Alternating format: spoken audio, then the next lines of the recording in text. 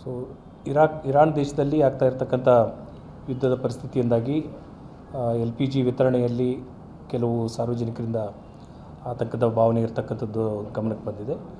ಆ ರೀತಿ ಯಾವುದೇ ರೀತಿ ಸನ್ನಿವೇಶಗಳು ಇಲ್ಲ. ನಮ್ಮ ಜಿಲ್ಲೆಯಲ್ಲಿ ಪ್ರತಿನಿತ್ಯ 11,000 ಗ್ಯಾಸ್ ಸಿಲಿಂಡರ್ಗಳು, ಡೊಮೆಸ್ಟಿಕ್ ಗ್ಯಾಸ್ ಸಿಲಿಂಡರ್ಗಳ ಬೇಡಿಕೆ ಇರ್ತದೆ. ಅದೆಲ್ಲವನ್ನು ಪೂರೈಕೆ ಮಾಡೋದಕ್ಕೆ ನಮ್ಮಲ್ಲಿ ಸ್ಟಾಕ್ ಸಫಿಷಿಯೆಂಟ್ ಆಗಿದೆ. ಯಾವುದೇ ರೀತಿ ತೊಂದರೆಗಳು ಇಲ್ಲ. ಆದರೆ ತಮ್ಮೆಲ್ಲರಿಗೂ ಗೊತ್ತಿರೋ ಹಾಗೆ ಈ ಕಮರ್ಷಿಯಲ್ ಯೂಸೇಜ್ ಏನಿದೆ ಅದನ್ನು ಈ ಸದ್ಯದ ಮಟ್ಟಿಗೆ ತಡೆ ಹಿಡಿದಿರೋದ್ರಿಂದ ಹೋಟೆಲ್ಗಳಿಗೆ ಮುಖ್ಯವಾಗಿ ಸ್ವಲ್ಪ ತೊಂದರೆ ಆಗ್ತಾ ಇರ್ತಕ್ಕಂಥದ್ದು ಕಂಡು ಬರ್ತಾ ಇದೆ. ಬಟ್ ಮುಂದಿನ ನಿರ್ದೇಶನಗಳು ಬರೋವರೆಗೆ ಯಾವುದೇ ರೀತಿಯ ಕಮರ್ಷಿಯಲ್ ಸಿಲಿಂಡರ್ಗಳನ್ನು ವಿತರಣೆ ಮಾಡೋದನ್ನು ನಿಲ್ಲಿಸಿದ್ದೀವಿ. ಆದಾಗ್ಯೂ ಕೂಡ ಹಾಸ್ಟೆಲ್ಸು, ಹಾಸ್ಪಿಟಲ್ಸು ಈ ಎಲ್ಲ ಸಂಸ್ಥೆಗಳಿಗೆ ಬೇಡಿಕೆಯ ಪ್ರಕಾರ ಅವ್ರಿಗೆ ಅಗತ್ಯ ಸಿಲಿಂಡರ್ಗಳನ್ನು ಕೊಡುವಂಥ ವ್ಯವಸ್ಥೆಗಳನ್ನು ಕೂಡ ಮಾಡಿಕೊಂಡಿದ್ದೀವಿ. ಸಿಂಗಲ್ ಸಿಲಿಂಡರ್ ಇರ್ತಕ್ಕಂಥ ಸಾರ್ವಜನಿಕರು 25 ದಿವಸಗಳ ನಂತರ ಬುಕ್ಕಿಂಗನ್ನು ಮಾಡಬೇಕು. ಡಬಲ್ ಸಿಲಿಂಡರ್ ಇರ್ತಕ್ಕಂಥ ಗ್ರಾಹಕರು 30 ದಿವಸಗಳ ನಂತರ ಬುಕ್ಕಿಂಗನ್ನು ಮಾಡಬೇಕು. ಇದು ಕೊರತೆ ಆಗ್ತಿದೆ ಅಂತ ಹೇಳಿ ಆತಂಕ ವ್ಯಕ್ತಪಡಿಸಿ ಅನ್ನೆಸೆಸರಿಯಾಗಿ ಬುಕ್ಕಿಂಗ್ ಮಾಡೋಕ್ಕೆ ಪ್ರಯತ್ನಪಟ್ಟು ಬುಕ್ಕಿಂಗ್ ತೊಗೊಳ್ತಾ ಇಲ್ಲ ಅನ್ನೋಂಥ ಭಾವನೆಗಳು ಕೂಡ ಸಾರ್ವಜನಿಕರಲ್ಲಿ ಬರ್ತಾ ಇದೆ. ಬಟ್ ಅದು ಸಿಸ್ಟಮಲ್ಲೇ ಆಗಿರೋದ್ರಿಂದ ಮುಂಚೆಯಿಂದ ಕೂಡ ಇದೆ, ಈಗ ಆಗಿರ್ತಕ್ಕಂಥ ವಿಷಯ ಏನಲ್ಲ. ಅದು 25 ದಿವಸಗಳಿಗಿಂತ ಮುಂಚೆ ನೀವೇನಾದ್ರು ಬುಕ್ಕಿಂಗ್ ಮಾಡೋಕ್ಕೆ ಪ್ರಯತ್ನ ಪಟ್ರಿ ಅಂತ ಹೇಳಿದ್ರೆ ಅದು ಬುಕ್ಕಿಂಗ್ ತೊಗೊಳ್ಳೋದಿಲ್ಲ. ಸೊ ಹಾಗಾಗಿ ಯಾವುದೇ ರೀತಿಯ ಏನು ಅರ್ಜೆನ್ಸಿಯನ್ನು ಎಕ್ಸ್ಪ್ರೆಸ್ ಮಾಡೋದು ಬೇಡ. ಸಾರ್ವಜನಿಕರಲ್ಲಿ ಸಫಿಷಿಯೆಂಟಾಗಿ ಗ್ಯಾಸ್ ಸ್ಟೋರೇಜ್ ಇದೆ. ವಿತರಣೆಯಲ್ಲೂ ಕೂಡ ಯಾವುದೇ ರೀತಿ ಮುನ್ನೆಚ್ಚರಿಕೆಯನ್ನು ನಾವು ವಹಿಸ್ಕೊಂಡಿದ್ದೀವಿ.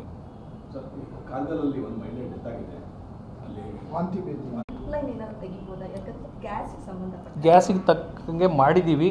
ನಾನು ನಂಬರ್ ಕೂಡ ಹೇಳ್ತೀನಿ. 98 ಸ್ವಲ್ಪ ತೋಳಿ ml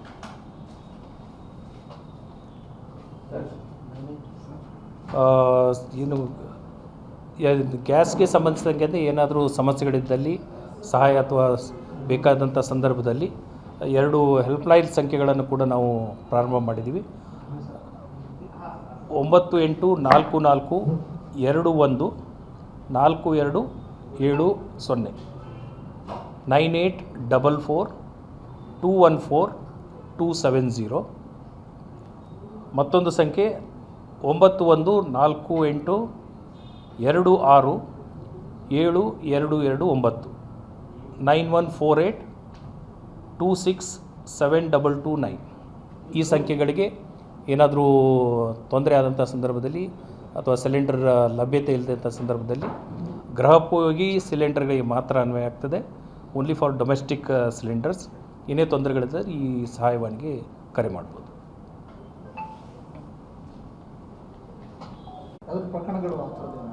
ಸದ್ಯಕ್ಕೆ ಯಾವುದೂ ಪ್ರಕರಣ ದಾಖಲಾಗಿಲ್ಲ. ಬಟ್ ಸಾರ್ವಜನಿಕರಿಗೆ ಆನಂತರ ಹೋಟೆಲ್ನ ನಿರ್ವಹಣೆ ಮಾಡ್ತಕ್ಕಂಥ ಎಲ್ಲ ಉದ್ಯಮಿಗಳಿಗೂ ನಾನು ಕೇಳ್ಕೊಳ್ಳೋದೇನಂತ ಹೇಳಿದರೆ, ಗೃಹ ಬಳಕೆಗೆ ಈಗ ಸದ್ಯಕ್ಕೆ ನಾವು ಪ್ರಾಧಾನ್ಯತೆಯನ್ನು ಕೊಟ್ಟಿರೋದ್ರಿಂದ ಯಾವುದೇ ಕಾರಣಕ್ಕೂ ಗೃಹ ಬಳಕೆಯ ಸಿಲಿಂಡರ್ಗಳನ್ನು ವಾಣಿಜ್ಯ ಉದ್ದೇಶಕ್ಕೆ ಬಳಸೋ ಹಾಗಿಲ್ಲ.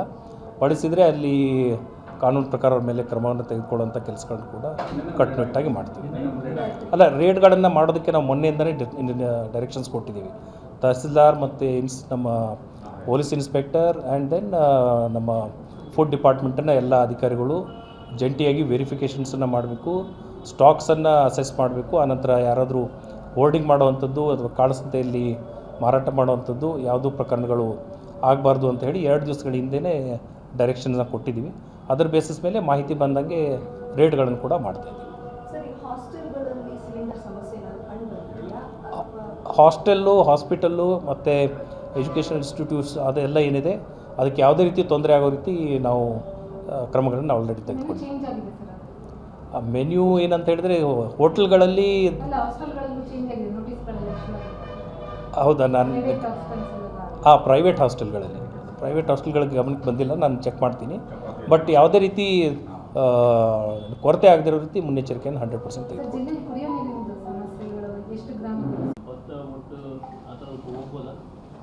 ಯಾಕಂದರೆ ಕೆಲವೊಂದು ಬಿಲ್ಡಿಂಗ್ಗಳಲ್ಲಿ ಬಿಡೋದಿಲ್ಲ. ಈಗ ಸರ್ಕಾರಿ ಬಿಲ್ಡಿಂಗ್ಗಳಲ್ಲಿ ಓಟ್ಲಿದ್ರೆ ಅವ್ರಿಗೆ ಓಟ್ ಹಾಕಕ್ಕೆ ಬಿಡೋದಿಲ್ಲ, ಹೊಗೆ ಆಗುತ್ತೆ ಅಂತೇಳಿ. ಓಕೆ, ಅದಕ್ಕೆ ಆಲ್ಟರ್ನೇಟಿವ್ ಹೋದರೆ ಮತ್ತೇನಾದ್ರು ನಿಮ್ಮ ಕಡೆಗೆ ಆ್ಯಕ್ಷನ್ ಆಗ್ತದೆ ಅಂತ ಅದಕ್ಕೆ ಕೇಳಿದೆ. ಈಗ ಪ್ರಾಬ್ಲಿ ಇನ್ನೊಂದು ಅರ್ಧ ಗಂಟೆಲಿ ಬರೋರಿದ್ದಾರೆ. ನಿನ್ನೆ ಕೂಡ ಬಂದಿದ್ದರು ಹೋಟೆಲ್ ಅಸೋಸಿಯೇಷನ್ನವರು. ಅವ್ರನ್ನ ಡಿಸ್ಕಸ್ ಮಾಡಿಬಿಟ್ಟು ಹೇಳ್ತೀನಿ. ಬಿಕಾಸ್ ಆ ರೀತಿ ಯೂಸ್ ಮಾಡೋದಾಗಿದ್ದರೆ ಯಾವ ರೀತಿ ಮುನ್ನೆಚ್ಚರಿಕೆ ತೊಗೋಬೇಕು ಅದನ್ನು ಕೂಡ ಹೇಳ್ತೀನಿ.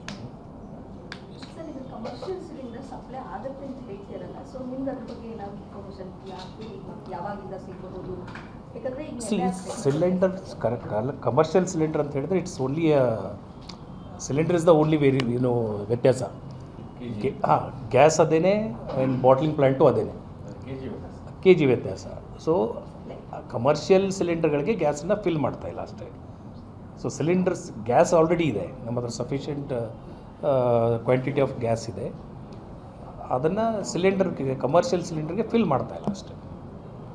So it's only regulation. ಯಾವಾಗ ಗೌರ್ಮೆಂಟ್ ಈ ರೆಗ್ಯುಲೇಷನನ್ನು ಲಿಫ್ಟ್ ಮಾಡುತ್ತೆ ಆವಾಗ ಇದು ಸ್ಟಾರ್ಟ್ ಆಗುತ್ತೆ. ಸೊ ಅದು ಇನ್ಸ್ಟ್ರಕ್ಷನ್ಸ್ ಏನಾದರೂ?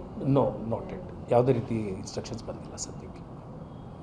ಅವರೇ ಮಾಡ್ತಾರೆ ಯಾರು? ಈಗ ಕಮರ್ಷಿಯಲ್ಗೆ ಕಮರ್ಷಿಯಲ್ ಕುಡಿತಾರೆ.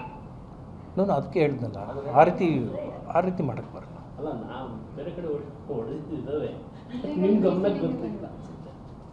ಅಲ್ಲ, ಲಿಮಿಟೆಡ್ ಇನ್ಫಾರ್ಮೇಷನ್ ಏನೇನು ಬಂದಂಥ ರೇಡ್ ಅಂತೂ ಮಾಡ್ತೀವಿ.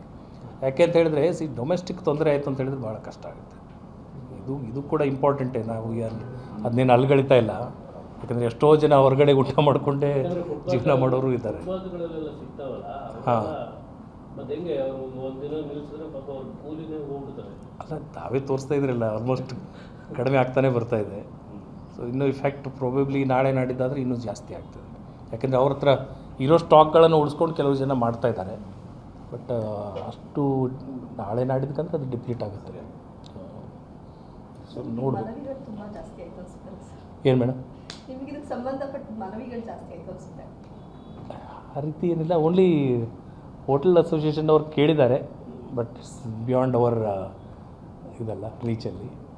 ಸೊ ಗೌರ್ಮೆಂಟ್ ಏನು ನಿರ್ದೇಶನ ಕೊಡ್ತದೆ ಅದ್ರ ಪ್ರಕಾರ. Thank you.